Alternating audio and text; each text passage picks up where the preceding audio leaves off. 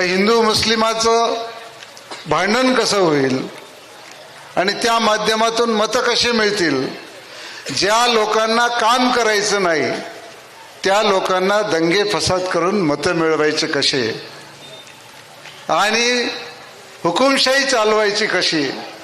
पालकमंत्री येणारे कालपासून जाहीर झालं आणि आदरणीय आमदार साहेबांनी वैजापूर शहरातल्या गरीब लोकांना जवळपास 2000 लोक असे आहेत की ज्यांची घरं आहेत परंतु ती त्यांच्या नावावर नाही, त्यांच्या मालकीची नाही आणि ती भोगवटादार म्हणून त्याच्यावर त्या सातबाऱ्यावर लिहिलेलं आहे.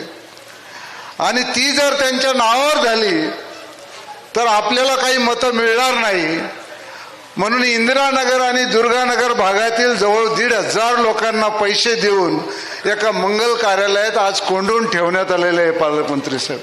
1500 लोकांना आणि तिथं सभा होऊ नये आणि त्या लोकांनी पालकमंत्र्याच्या तोंडून ऐकू नये का तुमचं घर उद्या भोगवटादार नाही तर तुमचं PR कार्ड तुमच्या मालकीचं होणार आहे हे त्यांना ऐकू नाही जाऊ. आणि म्हणून हा कार्यक्रम आज करण्यात आला. तुम्ही येण्याच्या अगोदर मी सांगितलं का संध्याकाळी कोंबडं धरलं आणि ते डालं त्याच्यावर टाकलं ते पहाटपर्यंत गपचीप मिळेल पण पहाटे ओरडल्याशिवाय राहणार नाही. तुम्ही किती टोपले झाका किती डाले झाका तरी ते कोंबडं पहाटेची ओरड केल्याशिवाय राहणार नाही. त्याचप्रमाणे काही लोक तिथून पळून आले आणि आमदार साहेबाच्या कानात सांगितले आम्ही तिथं कोंडलेलो होतो पळून आलो आणि हे ऐकायला आलो का आम्ही पालकमंत्र्याच्या तोंडून तुमचं घर तुमचं नावावर करणार आहे म्हणून सांगितलं. अशा परिस्थितीचं राजकारण इथं चाललंय. हे शास्त्री नगर आहे. इथं शस्त्र आणि शास्त्रामध्ये काय फरक आहे एवढी जाण असलेली मतदार आहे.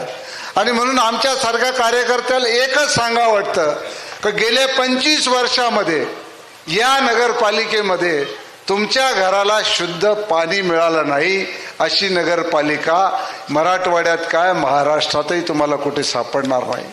आणि आम्ही एकच वाक्याचं उत्तर द्यायला आलो की तुम्हाला स्वच्छ पाणी देण्यासाठी कटिबद्ध आहे. संजय शिरसाट साहेब पालकमंत्री या जिल्ह्याचे संभाजीनगरचे आणि त्यांचा शब्द आणि त्यांचा निरोप एकनाथ शिंदे साहेबाचा यांचा त्यांना त्यांचा आम्हाला आणि आमचा तुम्हाला देण्यासाठी हा सगळा खटाटोप आहे.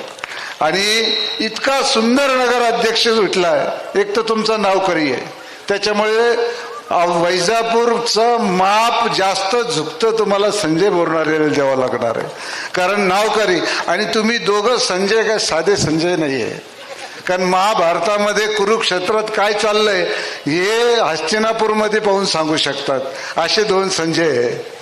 आणि म्हणून हे संजय या शास्त्राप्रमाणे महाभारतामध्ये सांगू शकत होते का इथं काय घडतंय. तर तुम्ही संभाजीनगरला जरी असले तर वैजापूरमध्ये काय घडतंय तुम्हाला चांगलं माहित आहे. वैजापूरमध्ये एकच घडलंय की गेल्या 5 वर्षामध्ये 3000 कोटी रुपयाचं निधी आणण्याचं काम बोरणारे सरांनी एकनाथ शिंदे साहेबांच्या आपल्या माध्यमातून केलं हे तुम्हाला कळालेलं आहे. परंतु विधानसभा झाल्यानंतर कुठल्याही मतदारसंघात पैसे मिळाले नाही. तरी या गुरूंनी 100 कोटी रुपये कुठून आणले कळाले नाही. 48 कोटी तुमच्या खिशातून कधून काढून घेतले तुम्हालाही कळालं नाही. न कळता पैसे आणणारा आमदार म्हणजे रमेश बोरणारे ज्याचं नाव आहे कळू देत नाही. आणि ते पैसे कोणासाठी करते. आता मी मागच्या मतदार सभेला सांगितलं का जर समजा आहेर झाला आणि आहेरामध्ये कोणाचे 10 रुपये आहेर कोणाचा 15 रुपये आहेर कोणाचा 50 रुपये आहेर कोणाचा 100 रुपये आहेर असे लग्न झाल्यानंतर ती माझी मावशी पैसे मोजत असती. याने किती दिले त्या सोयऱ्याने किती दिले त्या सोयऱ्याने किती दिले त्या सुनाला सांगत असती ती नोट बाजूला ठेव ते नाव बाजूला ठेव. आणि नंतर गपकन एका पाकिटामध्ये 2100 रुपये निघाले. ते म्हणले हे पाकिट तर लगेच बाजूला ठेव. म्हणले कामून म्हणे 2100 वालेला साडी चांगली द्यावा लागते.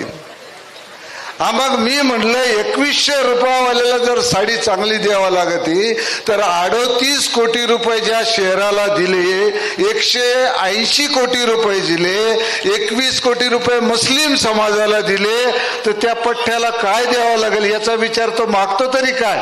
तो तुम्हाला फक्त मागतो, काय मागतो? फक्त तुमचं अमूल्य मत.